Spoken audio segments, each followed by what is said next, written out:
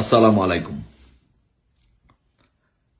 আমার প্রিয় শিক্ষক, আমার ঢাকা বিশ্ববিদ্যালয়ের প্রিয় শিক্ষক, আইন বিভাগের প্রিয় শিক্ষক ডক্টর আসিফ নজরুল স্যারের কাছে আমার একটি বিনীত অনুরোধ। স্যার, আপনি সব সময় আপনার বক্তব্যের মধ্যে সবসময় সব জায়গায় আপনি বলেছেন বাংলাদেশে ২৬ লক্ষ ভারতীয় চাকরি করে, কিন্তু আমাদের দেশের অসংখ্য শিক্ষিত তরুণ বেকাররা, যুবকরা বেকার, তারা চাকরি পাচ্ছে না। ঠিক আছে স্যার, থ্যাংক ইউ স্যার। আপনার কথার সাথে আমি 100% একমত, সহমত। আপনি বলেছেন যে ২৬ লক্ষ ভারতীয় চাকরি করে।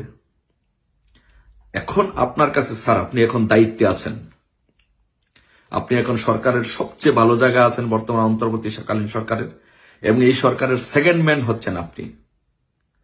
তো তাই এখন আপনার কাছে অনুরোধ, স্যার আপনি দয়া করে এই ২৬ লক্ষ ভারতীয় লোক যারা বাংলাদেশে চাকরি করে তাদের লিস্টটা একটু প্রকাশ করুন, কারা কারা চাকরি করে, নাম্বার 1।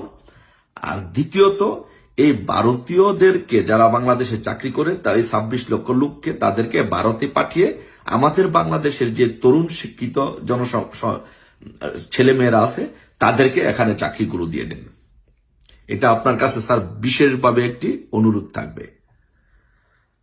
আর যদি আপনি স্যার এটি না করতে পারেন, আর আপনি যদি এটিকে রাজনৈতিক উদ্দেশ্য চরিতার্থ করার জন্য দেশে প্রপাগান্ডা ছড়িয়ে এবং আওয়ামী লীগ সরকারকে হটানোর পরিকল্পনা হিসাবে আপনি ছাত্রদেরকে ব্যবহার করে জনসম্মুখে জনগণের সামনে এটি যদি একটি প্রপাগান্ডা গুজব হিসাবে সরিয়ে থাকেন, তাহলে স্যার দুঃখিত স্যার, আপনাকে কিন্তু স্যার এর হিসাব আপনাকে দিতেই হবে এবং এর সাজা আপনাকে ভোগ করতেই হবে।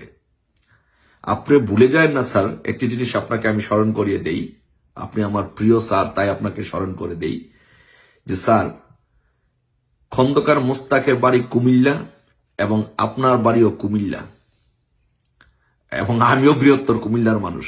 আপনাকে একটি কথা স্মরণ করে দেই যে সেটি হচ্ছে যে খন্দকার মোস্তাক কিন্তু বঙ্গবন্ধুকে খুন করে অল্প সময়ের জন্য দেশের সর্বোচ্চ ক্ষমতায় ছিল। সেটা কতদিনের জন্য? অল্প সময়ের জন্য।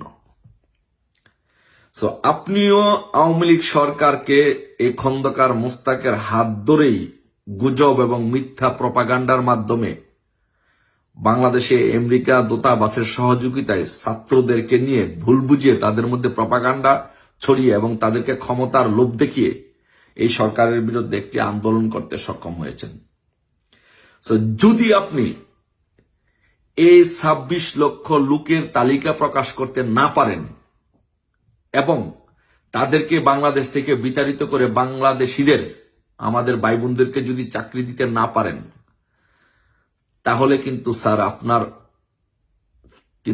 খবর আছে স্যার, আপনার অবস্থা কিন্তু খন্দকার মোস্তাকের পরিণতির চাইতে ভয়াবহ পরিণত হবে। স্যার আপনাকে একটা কথা বলি স্যার, আপনি তো এই সরকারের আমলে সারা জীবন আপনি এই সরকারের বিরোধিতা করে গেছেন, প্রপাগান্ডা করেছেন সারা জীবন। এই সরকারের যা কিছু আছে সত্য মিথ্যা আপনি গুজব রটাইছেন সরাই। আপনাকে কি স্যার কোনোদিন জেলে যাইতে হয়েছে? আপনি কি স্যার কোনোদিন জেলে গেছেন? আপনাকে কোনো আপনার বাড়ি ঘরে হামলা করা হয়েছে? আপনাকে অপমান অপদস্থ করা হয়েছে? না, হয় নাই। কিন্তু আপনি ক্ষমতায় এই গুজবের উপর ভিত্তি করে ক্ষমতায় আসার সাথে সাথে আপনারা বাংলাদেশের সমস্ত স্থাপনাগুলোতে, বড় বড় স্থাপনাগুলোতে আপনারা হামলা করতেছেন। আওয়ামী লীগের প্রত্যেকটি নেতার বাড়িঘর ভেঙে জ্বালিয়ে পুড়িয়ে ছারখার করে দিচ্ছেন। স্যার ভুলে যান না স্যার, খন্দকার মোস্তাকের নাম নিশানাও কিন্তু বাংলাদেশের মাটিতে ছিল না এবং এখনো নাই। এবং খন্দকার মোস্তাক একজন সর্বজন ঘৃণিত একজন পাত্র।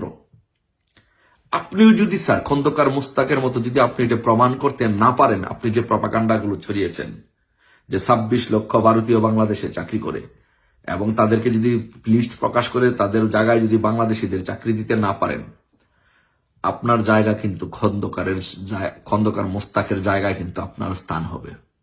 এবং আমি একটি বলে দিচ্ছি, আপনি দিন সহ তারিখ সহ লিখে রাখেন যে আপনি কোনোদিন তো আওয়ামী লীগ আমলে এত কিছু করার পরেও আপনি জেলে যান নাই, আপনি দেশ ছাড়া হন নাই। আপনার কিন্তু বাংলাদেশে কিন্তু স্যার আপনার স্থান হবে না। এই তরুণ সমাজ আপনার গায়ের পশম কিন্তু একটা একটা করে খুলেও শান্তি পাবে না। আপনি বাংলাদেশের যেই ক্ষতি করেছেন স্যার,